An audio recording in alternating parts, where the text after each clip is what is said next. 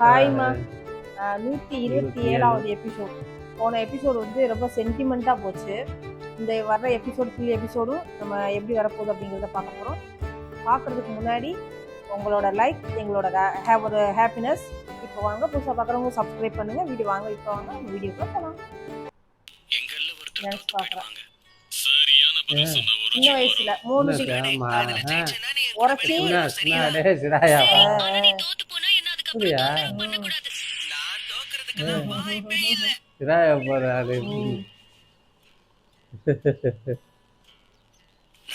எடுக்கிறது எல்லாத்துக்குமே இருக்கு போல.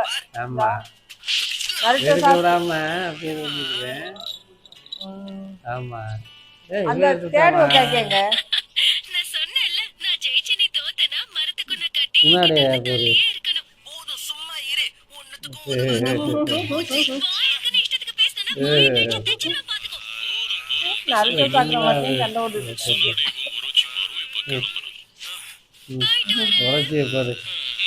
அப்பவே ஆளு 3 பேருக்கும் அப்ப நல்ல பழக்கம். நல்ல நண்பர்களா இருந்தாங்க. ஒரு நிஞ்சாவா இருந்துகிட்டு இப்படி சாதாரண ஒரு கிராப்ல போய் மாட்டிக்கிறீங்க. எல்லாம் என் நேரம். உனக்குன்னு அவங்க 2 பேரும் பெல்ல எடுத்துட்டாங்க, நீங்க எடுக்க முடியல. ஆமா, இதெல்லாம் தேடு உட்காங்க. என்ன பண்ணா இவன் திருந்துவான்? இது கண்டிப்பா வேலை செய்யும். இத ட்ரை பண்ணுவோம். என்ன பண்ணணும்? சரி ரொம்ப துள்ளாத. இத பொறுத்து இருந்து பாரு. சம்பளம் தூக்குவா. சம்பளம் ஜுட்சு.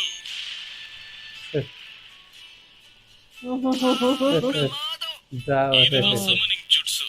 இது ரொம்ப சிம்பிளானது. ஒரு அனிமல் கூட உன் ரத்தத்தோட ஒரு ஒப்பந்தம் போட்டுக்கிட்டு டிரான்ஸ்போர்ட்டேஷன் டெக்னிக்க பயன்படுத்தி உனக்கு நல்லா உதவி பண்ணுவாங்க. எனக்கும் அது கூட ஒரு ஒப்பந்தம் போட்டுக்கணும். அதை இப்பவே பண்ணணும். இல்ல இது மட்டும் முடியாது. எப்படி ஒவ்வொருத்தருக்கும் ஒரு விதி இருக்குமோ அதே போலதான் இதுவும். ஒவ்வொருத்தருக்கும் விதிப்படி ஒரு அனிமல் நிர்ணயிக்கப்பட்டிருக்கும். அப்போ எனக்கு எந்த அனிமல் நிர்ணயிக்கப்பட்டிருக்கு? நீ ஒப்பந்தம் போடுறதுக்கு முன்னாடி உன் சக்கராவை ஒருங்கிணைக்கவும் சரியா சயின்ஸ் செய்யவும் கத்துக்கணும். புரியுதா? நான் கேக்குறதுக்கு பதில் சொல்லாம மறுபடியும் ட்ரைனிங் தான் சொல்றீங்க. ஜிராயாக்கு அவன் நோக்கம் என்னன்னு தெரிஞ்சிருச்சு. அந்த நாள்ல இருந்து அவன் ட்ரைனிங் ரொம்ப சீரியஸா எடுத்துக்க ஆரம்பிச்சான். என் சக்கராவை ஒருங்கிணைக்கணும், சயின்ஸ் எல்லாம் செய்ய கத்துக்கணும். பாரு தூக்கி மேலே டிரான்ஸ்போர்ட்டேஷன் ஜூட்ஸு எப்படியாச்சும் கத்துக்கணும். இல்லனா என்னால ஒப்பந்தம் போடவே முடியாதா? ஆமா, நான் ஏன் தேவையே இல்லாம இவ்வளவு கஷ்டப்பட்டுக்கிட்டு இருக்கேன்? எனக்கு ஒரு நல்ல ஃப்ரெண்ட்னா அது ஒரோச்சிமாரு மட்டும்தான். ஒண்ணு மாதிரி தப்பா பேசுறேன். பதில் தான் எனக்கு தெரியுமே. நான் ஒரு சிறந்த நிஞ்சாவா மாறிட்டேன்னா சுனாடேவை கைக்குள்ள போட்டுப்பேன். இனி என்ன செய்யணும்னு தெரிஞ்சுக்கிட்டதுனால பொறுமையா இருக்க வேண்டிய அவசியம் இல்ல. சுனாடைக்கு போட்டி பலமா இருந்திருக்கீங்க. நிஞ்சா ஆகிறதுக்கான நோக்கம் என்னங்கிறது கண்டுபிடிச்சிட்டானா? சுனாடே மட்டும் கிடையாது, எல்லா பொண்ணுங்களையும் போட்டுப்பேன். என் சக்கராவை ஃபோக்கஸ் பண்ணணும், சைனஸ் செய்யணும். டாக், பேர்ட், மங்கி, ஷீப். இரு நீ ஒப்பந்தம் போடாம டிரான்ஸ்போர்ட்டேஷன் டெக்னிக்க பயன்படுத்தினா என்ன எது வருதுன்னு தெரியல. சரி பண்ணிட்டியா? எது வருதுன்னு தெரியல. எங்க ஆளே காணா.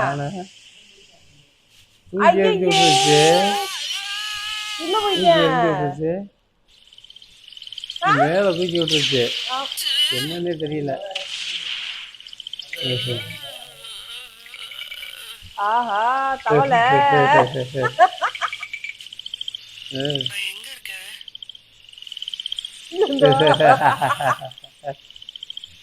நிறைய வந்துச்சு.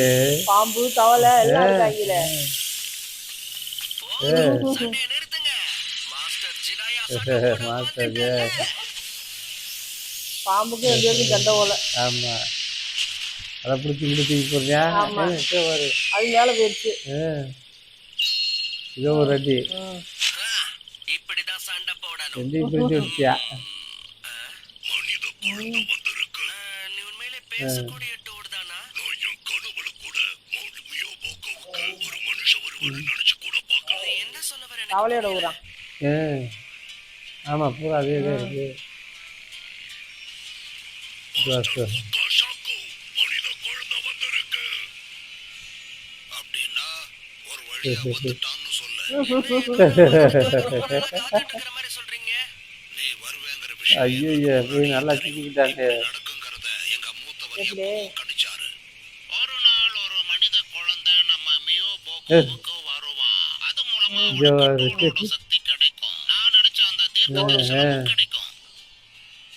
நான் ஒரு தீர்க்க தரிசனம் காணுவேன்னு எனக்கு வந்த கனவுதான் இது. இது நடக்கும். இது என்னோட தீர்க்க தரிசனம். பரவாயில்லையே. இருங்க, நான் தான் இந்த மனித குழந்தைனா அந்த தீர்க்க தரிசனத்துல என்ன பத்தி என்ன பாத்தீங்க? இந்த கேள்விக்கான பதில் எனக்கும் தெரியாது. என்ன உங்களுக்கே தெரியாதா?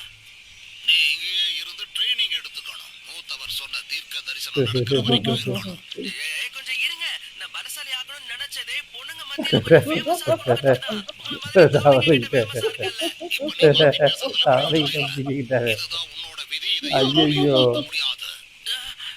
இன்னும் போக முடியாது போல வேலை கத்துக்கிட்டாதே போக முடியும் போல. ஆமா ஏன்னா உன்னால நீயா போகு. ஆமா அது முன்னாடி கூடவே இருக்குல்ல. அப்படின்னா மூத்தவர் சொன்ன அந்த தேர்ந்தெடுக்கப்பட்ட மனித குழந்தை நீயா தான் இருக்க முடியும்.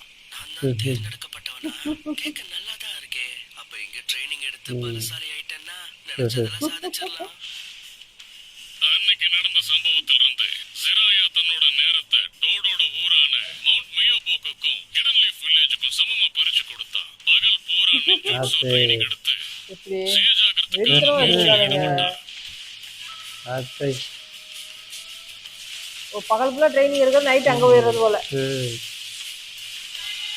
அட்டே அப்பா. ரொம்ப பழசாலியா தாங்க இருந்திருக்கியா? ஆமா ஐயோ கீழே விழுந்துட்டாங்க. என்ன சொல்லி வாய் விடாது.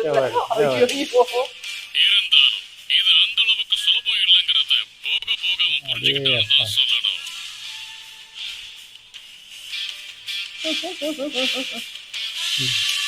போச்சு. அதுல 2 சமமா இருக்குன்னு ஆடாம ஆடாம தவக்கால துணி கொடுக்குற மாதிரிலாம் அதான் அதான் வந்து ட்ரைனிங் கொடுக்குது. பாரு முன்னாடியே போட்டு இந்த இதுதான் எப்பவுமே கையிலேயே வச்சிருக்கேன். அந்த இது ஆமா. சொல்லிங்க என்னென்ன அக்ரிமெண்ட் போட்டுருச்சு. இதே அக்ரிமெண்ட். கூட ஆனால் எப்போ கூப்பிட்டாலும் கூட வந்துடுறேன். ஆமா தவறு நீட்டாக்கு வந்து வளர்ந்துட்டேன். நான் பலசாலி ஆயிட்டேன்றதுல எந்த சந்தேகமும் இல்ல. சுனாடை அது மட்டுமா நான் தேர்ந்தெடுக்கப்பட்டவன்னு சொல்றாங்க. அப்போ நான் பொண்ணுங்களை பத்தி மட்டும் யோசிச்சா எப்படி சரியாகும்? நான் பலசாலி ஆகணும்னு நினைக்கிறது இதுக்காக மட்டும்தானா? கவலை மூத்தவர் உன்னை சந்திக்கணும்னு அந்த நிஜமா சொல்றியா இல்ல சும்மா சொல்றியா? நான் நிஜமா தான் சொல்றேன். அவர் உன் தீர்க்க தரிசனம் என்னன்னு பார்த்துட்டா என்ன? அப்பனா அந்த சிம்பிள் அதே அதை போட்டுருக்காமா. அந்த ஆமா அந்த சிம்பிள் அதே என்ன அதான் என்ன லீவ் வில்லேஜ். யாருன்னு சொல்லலையே. மூத்தவரே இவன் தான் ஜிராயா. ஜிராயா அந்த மனித குழந்தை. ஆமா ஆமா வயசாயிட்டுல மனித குழந்தை. என்ன பண்றது? அதிகமாயிடுச்சு. அவனை வர சொல்லிட்டு யாருன்னு தெரியலன்னா என்ன அர்த்தம்? என்னம்மா நீ இப்படி பேசுற? மூத்தவர் போய் கிளவாங்கற அவருக்கு உண்டான மரியாதையை கொடுக்கணும். இல்லனா அவர் அப்புறம் நம்மள தண்டிச்சிருவாரு. சரி சரி சண்டை போட்டுக்காதீங்க. முடிஞ்ச அளவுக்கு ஒத்துமையா இருக்க எப்படி நீங்க பெரிய அலம்பா இருக்கு. அப்புறம் இன்னொரு விஷயம். அது நீ யாரு? ஐயோ மறுபடியும் முதல்ல இருந்தா. இவர் உன்னை பத்தி கனவு கண்டிருக்காரு ஜிராயா. அவர் கண்ட கனவு ஒரு சாதாரண கனவு கிடையாது. அது தீர்க்க தரிசனம். அதாவது வருங்காலத்துல நடக்க போறத முன்னாடியே கணிச்சிருக்காரு. அதை இப்ப சொல்லுவாரு. நல்லா கேட்டுக்கோ. நான் கேக்குறேன். நான் கண்ட கனவுல எனக்கு வந்த தீர்க்க தரிசனம் என்னன்னா, வக்ர புத்தி கொண்ட நீ ஒரு சிறந்த நெஞ்சாவா மாற தகுதி அடைவ. அது நடந்ததுமே உனக்குன்னு ஒரு மாணவனை தேர்ந்தெடுத்து அவனுக்கு நீ பயிற்சி கொடுக்க. ஆமா வக்ரமா? என்ன பேரு ஞாபகம் இல்லை, இதெல்லாம் ஞாபகம் வச்சிட்டு இருக்காரு. உன்னோட அந்த மாணவன் தான் இந்த நிஞ்சா உலகத்தையே மாத்துற அளவுக்கு ஒரு பெரிய நிஞ்சாவா மாறி இந்த உலகத்தை காப்பாத்துவான். இதுதான் நான் கண்ட கனவு. அப்படி என்ன பெரிய மாற்றம் வரும்? ஒன்னு இந்த உலகத்தை நல்ல நிலைக்கு கொண்டு வருவான், இல்ல அதை அழிக்கிறது. ஆமா எது நடந்தாலும் சரித்திரத்துல இடம் பிடிக்கிற நிகழ்வா தான் இருக்கும். இருந்துச்சா அது இல்ல, இதுனா எனக்கு எதுவும் புரிய மாட்டேங்குது. வழிகாட்டியா இருப்ப. அது மட்டும் இல்லாம உன் வாழ்க்கையில நீ மிக முக்கியமான முடிவெடுக்க வேண்டிய ஒரு தருணம் உனக்கு வரும். முடிவு எடுக்கணுமா? ஆமா, நீ எந்த முடிவு எடுக்கிறையோ அதுபடிதான் இந்த நிஞ்சா உலகத்துல மாற்றம் ஏற்படும். அது நல்லதாவும் இருக்கலாம், கெட்டதாவும் இருக்கலாம். சரியான முடிவு எடுக்கிறதுக்கு நான் என்ன பண்ணணும்னு சொல்லுங்களேன். என்னோட கனவுல நீ புத்தகங்கள் எழுதிக்கிட்டு உலகத்தை சுத்தி வந்துகிட்டு இருந்த. ஆனா எதுக்கு? அது எனக்கும் தெரியாது. ஆனா உன்னோட இந்த உலக பயணத்தினால பல மக்களை சந்திச்சு பல அனுபவங்கள் உனக்கு கிடைக்க வாய்ப்பு இருக்கு. மூத்தவரே, உங்ககிட்ட ஒரு கேள்வி. உங்களோட தீர்க்க தரிசனம் என்னைக்கு நிறைவேறாம போயிருக்கா? அப்படி ஐயோ முழுசா சொல்லாம போயிட்டானே. அப்படின்னா என்னல இருந்து உன் பயணத்தை ஆரம்பிக்கலாம்னு முடிவு பண்ணிட்டேன். ஆமா, ஆனா எனக்கு என்னவோ இப்ப நான் வழிகாட்டியா இருக்கிறதுக்கு திறமை இல்லைன்னு எனக்கு தோணுது. இதுல எந்த முடிவு சரியா இருக்கும்னு எனக்கு சரியா தெரியல. அதனாலதான் இந்த உலக பயணத்தை ஆரம்பிக்கிறேன். அப்பதான் பல பேரை சந்திச்சு மூத்தவர் ஒரு கனவுல பார்த்த மாதிரி நான் உலகத்தை சுத்தி வந்து முடிஞ்ச 2 புத்தகங்களை எழுதுவேன். இப்பத்துல இருந்து கிளம்பிட்டாங்க. மூத்தவர் கண்ட கனவு என்ன, அதுக்கான நோக்கம் என்னங்கறத ஜிராயா தேட ஆரம்பிச்சா. அதுக்கு எல்லா ஊருக்கும் மோசமாக ஆரம்பிச்சது. 5 கிரேட் நேஷன்ஸ்க்கு நடுவுல இருந்த அமைதி நிலகுலைஞ்சு போர் ஆரம்பிச்சது. ஒவ்வொரு ஊருக்கும் நடுவுல வன்முறை எல்லாம் மீறி போச்சு.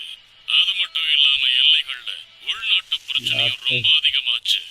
அதனாலேயே மக்கள் எல்லாருக்கும் தேவையில்லாத கஷ்டமும் வேதனையும் வந்துச்சு.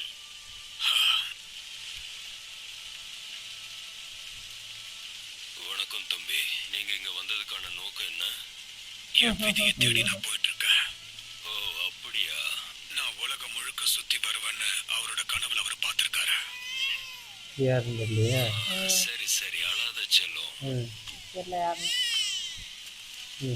இந்தாங்க, இத கொடுங்க. இது மில்க் கேண்டி தான்.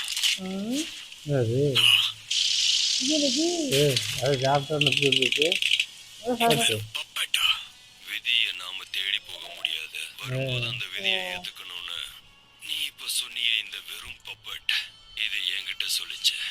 பெரும் போர் நடக்க போகுது. என்னதான் அமைதி காலத்துல என்னோட திறமைக்கு கொஞ்சம் மதிப்பு இருந்தாலும் போர் காலத்துல என்னோட மதிப்பு இன்னும் பல மடங்கா மாறிடும். அப்படின்னா இவரு ஷினோபி தானா? அழிக்கணும்னு முடிவெடுத்து அந்த பாதையை இவன் தேர்ந்தெடுத்திருக்கான். ஆனா இது பிரச்சனையை பெருசாக்கும். ஏன் எப்ப பாரு எதையாவது எழுதிக்கிட்டே இருக்க? கொஞ்சம் விளையாடலாமா? இப்போதைக்கு ஏதோ கிறுக்கிக்கிட்டு இருக்க. யாருக்கு தெரியும், இப்படி கிறுக்கிக்கிட்டு இருக்கிறது கூட காலப்போக்குல ஒரு பெரிய புரட்சியாளனுக்கு வழிகாட்டுறதா நினைச்சு என்ன பாராட்டுவாங்கல்ல. நீ புரட்சியாளனோ வழிகாட்டியோ யாரா வேணா இரு. ஆனா இப்ப என்கிட்ட அன்பா பேசு. பேப்பர் கூட பேசுறதை விட உன் கூட பேசுறது நல்லாதான் இருக்கு. என்ன ஏமாத்துறீங்களா? ஏமாத்துறீங்கன்னு தெரிஞ்சதுக்கு அப்புறம் எப்படி பணம் கொடுப்பேன்? சண்டையை நிறுத்துங்க. உங்களுக்கு சண்டை போடுங்க, ஏன் கூட போடுங்க. அடச்சா, விதி விளையாடிக்கிட்டு இருக்கோன்னு தோணுது. என் வீட்டுக்கும் நாட்டுக்கும் நல்லது செய்யணுன்றதுக்காக என்னென்னமோ திட்டம் போட்டேன். என் இனத்துக்காக நான் எவ்வளவோ போராடினேன். அப்படின்னா இந்த உலகம் போற போக்க பார்த்து இவனும் கோபப்படுறான் போல இருக்கு. உன் கவலையை சொல்ல போனா நானும் உன்னை விதியை தேடி போயிட்டு இருக்கேன். ஆனா பெருசா இது வரைக்கும் எதையும் சாதிக்கல. அதை தேடி உனக்கு என்ன கிடைக்க போகுது? இந்த கிரேட் நேஷன்ஸை சேர்ந்த ஷினோபிஸ எதிர்த்து எங்க ஊருக்காரங்களால ஒன்றும் பண்ண முடியாது. புலம்புறதை தவிர எப்படி இருக்கான்றது ஆராய்ச்சி பண்றாங்க. தப்பா இருக்கா? நான் ஒரு டீச்சரா இருக்கேன். அங்க இருக்கிற பசங்களுக்கு எப்படி திருப்பி அடிக்கணும்னு கத்து கொடுத்துட்டு இருக்கேன். அது மூலமா விதியை அவங்களை எதிர்த்தாலும் அவங்களால தாக்கு பிடிக்க முடியும். கல்வினால என்ன கிடைக்க போகுது? இந்த போர் இதனால நின்னுடுமா என்ன? உன்னோட அறிவுரைகளை போடு. இவனும் ஷினோபி தானா? போரை தடுக்க முடியலனாலும் இந்த போர்ல அவங்கள காப்பாத்திக்கிறதுக்கு நல்ல முடிவு எடுக்கிற அறிவையும் ஆற்றலையும் நல்ல கொடுக்க முடியுது. என்ன முடிவு, எதுக்கான முடிவுன்னு தெளிவா சொல்றியா? வாழ்வா சாவாங்கிற நிலைமை வரும்போது எடுக்கிற முடிவு. வாழ்றதுக்கு என்ன பண்ணணும், அதே மாதிரி வாழ என்னெல்லாம் பண்ணலான்னு கத்து கொடுத்துட்டு இருக்க. இது சரி வராது. இந்த உலகத்துக்கு அமைதியை கொண்டு வர அந்த புரட்சியாளனை நான் தேடணும். அவனை தேர்ந்தெடுத்து அவனுக்கு ஒரு வழிகாட்டியாம இருக்கணும். என்கிட்ட அப்படியே ஒரு ஊராக போகிறதே போல அது அது நான் போய் கண்டுச்சு ம். அப்படின்ட்டு இது ஒரு வன்முறையால நமக்கு எந்த நல்லதும் நடந்தது கிடையாது. நம்ம வாழ்வும் வாழ்வாதாரமும் கெட்டு குட்டிச்சவரானதுதான் மிச்சம். அதனால நம்ம எல்லாரும் ஒண்ணா இருந்தா எதையும் சாதிக்க முடியும். யாரா இருந்தது அந்த ஆளை யாருன்னு தேடிட்டு இருக்காங்க. தேடிக்கிட்டு இருக்கேன். பேசணும். உன்ன மாதிரி ஆளதான் இத்தனை நாளா நான் தேடிக்கிட்டு இருந்தேன். நிஜமாவா? ஆமா. இந்த உலகத்துக்கு நீ எப்படி அமைதி கொண்டு வருவன்னு சொல்ல. பெரிய போர் நடந்துட்டு இருக்கிற இந்த நேரத்துல அமைதியை பத்தி பேசி என்ன பிரயோஜனம்? இதெல்லாம் ஒண்ணும் மாறாது. இப்பதான் மக்கள் ஒண்ணா சேர்ந்து வேலை செஞ்சு நடக்கும்னு சொன்ன. இந்த மக்களோட விதியும் வாழ்க்கையும் மாத்தலாம்னா என்ன பண்ணலாம்னு சொல்ல. ம். கடவுள்கிட்ட வேண்டிக்கிட்டு நம்பிக்கையோட இருக்கணும். ஒண்ணும் இந்த பண்ண உலகத்துல முடியாது. இதை மட்டும் தான் நம்மளால பண்ண முடியும். இவனால ஒண்ணும் பண்ண முடியாதுன்னு தெரிஞ்சிருச்சு. அடுத்து அடுத்து ஒரே சண்டை நடக்குதோ? இல்ல இல்ல வந்ததுதான். என்ன சத்தாத? கூடவே இருக்கு அவனுக்கு போட்டுக்கிட்டாங்க. இது ஒரு சாதாரண கிராமமாச்சே. எதுக்காக ஒரு ஷினோபி சண்டை அழிக்கணும்? இதை போட்டு அனுப்பிச்சு விட்டாங்க. ஐயோ போச்சு.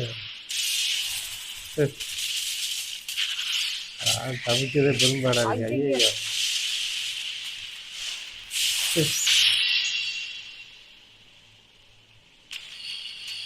நான் மேல உட்காந்து நாட்டில் ஏறி உட்காந்துட்டேன். இது ஒரு ஷுரிகேன் ஜூட்சு. அப்பனா நீ ஃபுமாவை சேர்ந்தவனா?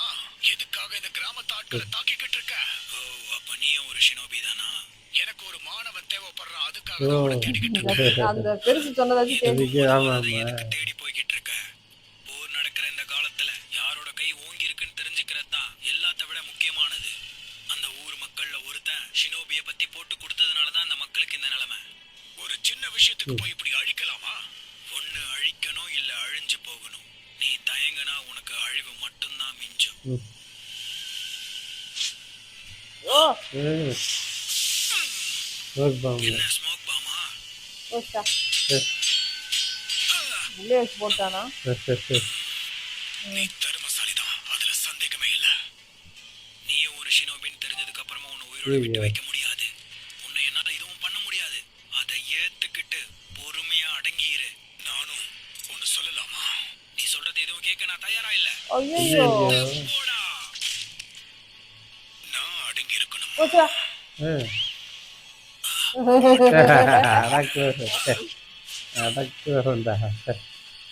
போட்டாங்க கூட நெத்தியில போட்டாப்பா கூட. நீ என்ன தோக்கடிச்சாலும் என்ன மாதிரி இன்னொருத்தவன் வருவான்டா. இந்த ஊரை அழிப்பான்டா. இந்த உலகத்துல பிறந்து வாழுற எல்லாருமே இதைத்தான்டா செய்றாங்க. இங்க அமைதிக்கு இடமே இல்ல. இந்த உலகத்துக்கு அமைதியை கொண்டு வரதுக்கு ஒரு புரட்சியாளனுக்கு வழிகாட்டியா இருக்கணும்னு தான் மூத்தவர் தீர்க்க தரிசனமா சொன்னாரு. ஒரே பிரச்சனையாவே இருந்திருக்காங்க. ஏதே போர் ஆரம்பிச்ச அந்த காலத்துலயும் ஒவ்வொரு ஊருக்கு நடுவுலயும் கடுமையான சண்டை போய்கிட்டு இருந்துச்சு. அதனால ஜிராயா தன்னோட பயணத்தை தற்காலிகமா நிறுத்தி ஹிடன் லீஃப் வில்லேஜுக்கு திரும்பி வந்து அவனோட கடமையை செய்ய ஆமா வேண்டிய பூரா போது கட்டாயம். எவ்வளவு சரி, தேடி அலைஞ்சு போறது. ஓடிட்டேன். ஆமா இதா. ஓகே வந்துட்டேன். அவன் பாய் ஃப்ரெண்டு செத்தப்ப உரைச்சி சொன்னாடி போர்ல இப்படிதான் நடக்கும். என்ன சொல்ற? இவளோட ஃபர்ஸ்ட் நருட்டோக்கு நினைச்சு பார்ப்பால, அப்ப கூட இவளோட லவர் பாய் ஃப்ரெண்டு இறந்துருவாங்க.